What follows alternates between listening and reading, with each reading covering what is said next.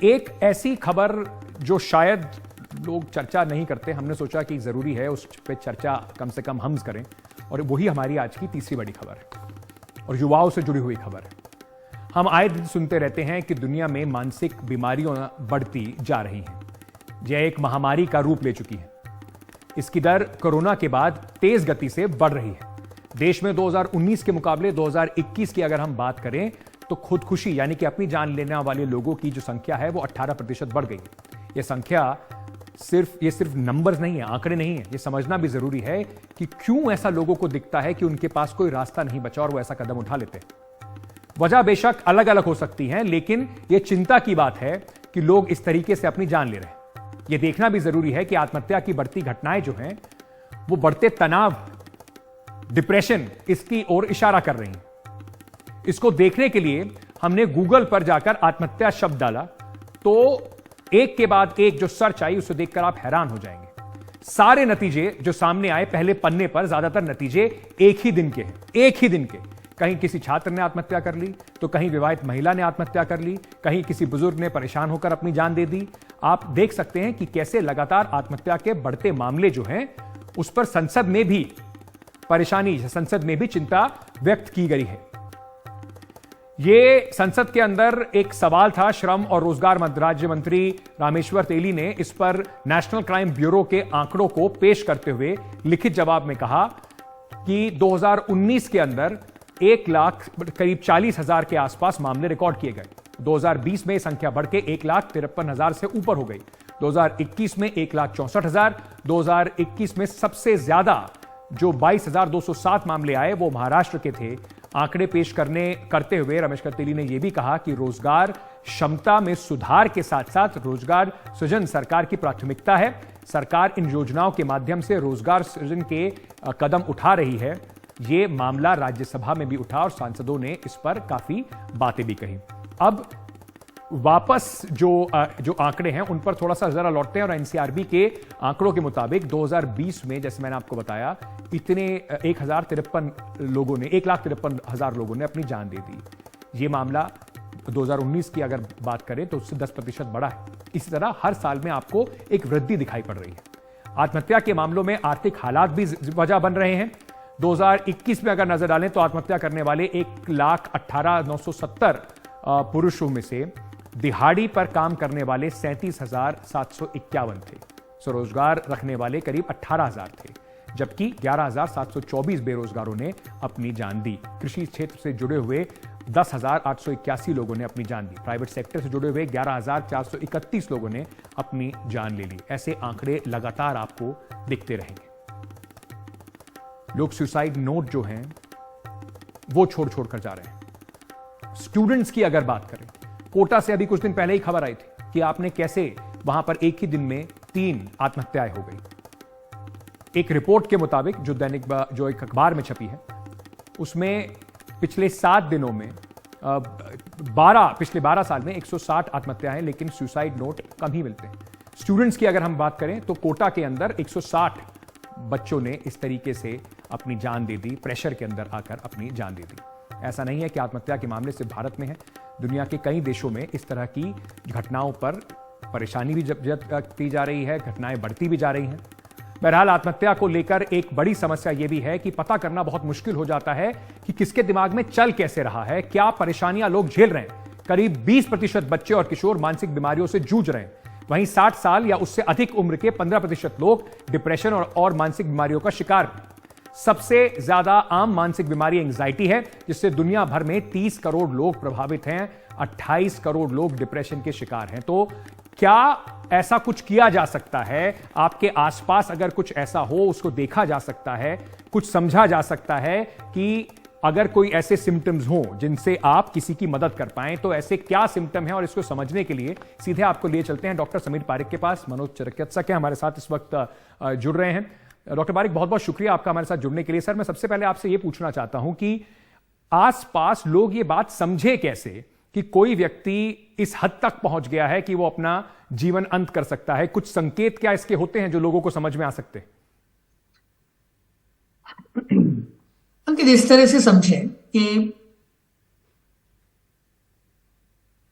ऐसा नहीं होता अब ज्यादातर है ऐसा नहीं होता कि सडनली किसी को कोई इम्पल्स या ख्याल आया। हम लोग कई बार जब सुसाइड को लेके बात करते हैं तो हम बहुत फोकस करते हैं उस दिन क्या हुआ था, 2 दिन पहले क्या हुआ था, क्या स्ट्रेसर था। ये एक पहलू है देखने का। पर ज्यादातर लोगों में सुसाइड को अगर हमें समझना हो तो एक लॉन्गिट्यूडनल एक्सिस में समझे। मतलब हो सकता है कि मुझको कई महीनों या कुछ सालों से कुछ परेशानी चल रही है, जो मानसिक हो सकती है जैसे डिप्रेशन आपने अभी बताया, आर्थिक हो सकती है, पारिवारिक हो सकती है, और वो परेशानी मेरी चले ही जा रही है और मेरी वल्नरेबिलिटी बढ़ रही है। और फिर कोई एक ऐसी बात हुई जिसने मुझे बहुत ज्यादा परेशान किया और उस समय मुझे लगा कि शायद कोई हल नहीं है, मुझ में वो काबिलियत नहीं है कि मैं इसको सॉल्व कर पाऊं, वर्थलेसनेस। मुझे नाउम्मीद की नजर आ रही है, होपलेसनेस। और मुझे लग रहा है मेरी कोई मदद नहीं कर पाएगा, हेल्पलेसनेस।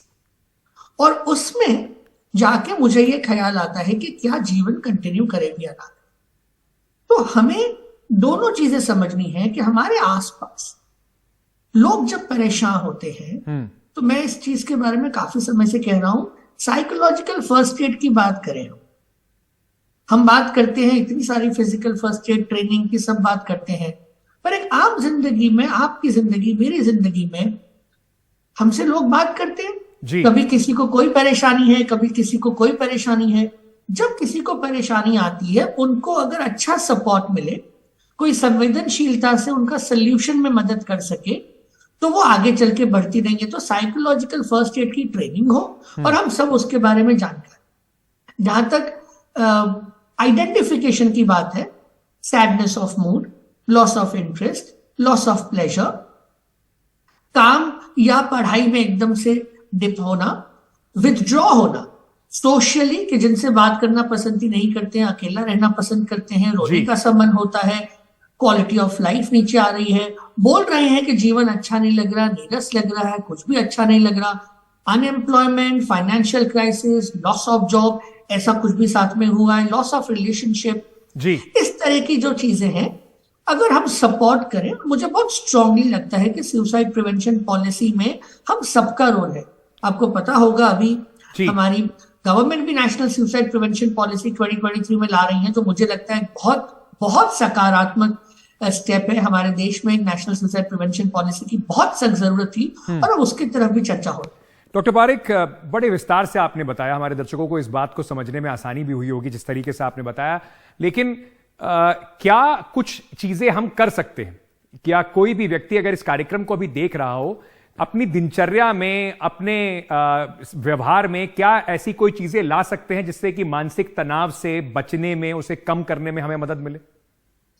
2 पहलू हैं, इसलिए मैं इसको थोड़ा सा तनाव से अलग रखूंगा, क्योंकि हम सुसाइड की बात कर रहे हैं। जी, आंकड़ों पे ना जाए, इस बात को समझिए कि दुनिया, किसी एक देश के आंकड़ों पे या शहर के आंकड़ों को मत देखें, दुनिया भर में हर 40 सेकंड में हम किसी शख्स को खोते हैं। यानी हर 41वें सेकंड में एक परिवार का कोई दे लूज समवन। इस बात को सोचें, उसका जो इंपैक्ट है वो बहुत स्ट्रांग है, इसलिए बहुत लोगों का इसमें इंपॉर्टेंस है। पहला, स्कूल कॉलेज से शुरू करें, मेंटल हेल्थ करिकुलम स्कूलों में आए, साइकोलॉजिकल फर्स्ट एड आए, मीडिया लिटरेसी आए, स्कूल काउंसलिंग हो, पेरेंट्स और टीचर्स की ट्रेनिंग हो। आगे बढ़े, वर्क प्लेस में बहुत प्रॉब्लम है, आपने बिल्कुल सही कहा था। अभी जैसे कुछ आंकड़े आए हैं कि दुनिया भर में वर्क प्लेस में गिवन मोमेंट में 15% लोगों को मानसिक परेशानियां हो सकती है। तो वर्क प्लेस में mental health outcomes, psychological first aid, employ mental health solutions होने चाहिए। अब आगे चल के हैं, मुझे लगता है कि कहीं ना कहीं समाज को इकोनॉमिक सिक्योरिटी के बारे में सोचने की जरूरत है, क्योंकि आगे चल के इकोनॉमिक फैक्टर्स एंड सुसाइड का कोरिलेशन बढ़ने के चांसेस हैं। तो हम कैसे इकोनॉमिक रखें, फैमिली सपोर्ट सिस्टम पे इन्वेस्ट करें। खास करके फैमिली सपोर्ट होने से जब एक शख्स को परेशानी और बाकी लोग हेल्प कर रहे हैं, उससे बहुत बहुत पॉजिटिविटी आती है। उसके साथ सुसाइड प्रिवेंशन हेल्पलाइंस की जानकारी दें। बिल्कुल, हम खुद फोर्टिस में 24 आवर 14 लैंग्वेजेस में हेल्पलाइन चलाते हैं, पूरा दिन उसमें कॉल्स आते हैं और ये जरूरी है कि ऐसी और हेल्पलाइंस हो। अभी गवर्नमेंट ने भी बहुत अच्छी हेल्पलाइन शुरू करी हैं जी। और अलग अलग भाषाओं में, अलग अलग शहरों में हो। और मीडिया जब रिपोर्ट करे सुसाइड को तो WHO की जो गाइडलाइंस है फॉलो करें, सुसाइड को सेंसेशनलाइज ना करके सोल्यूशन बेस करें। और जहां तक तनाव की बात है, मुझे लगता है एक सबसे इंपॉर्टेंट चीज तनाव के लिए, अंकित, अनम्यूट योरसेल्फ। अपने मन में कुछ मत रखो, बात करो, किसी से भी बात करो, बेझिझक बात करो। बहुत जरूरी बात आपने कही और इसी बात पर इसको विराम देते हैं। लोगों को समझना होगा, जो डॉक्टर पारिक ने भी कहा, कि ये समझिए कि आपके लिए मदद के रास्ते खुले हुए हैं। आगे बढ़िए, बात कीजिए। कम से कम कोई भी समस्या ऐसी नहीं है जो आपको बिल्कुल इतने अंधेरे में डाल दे कि वहां से आप बाहर ही ना निकल सके।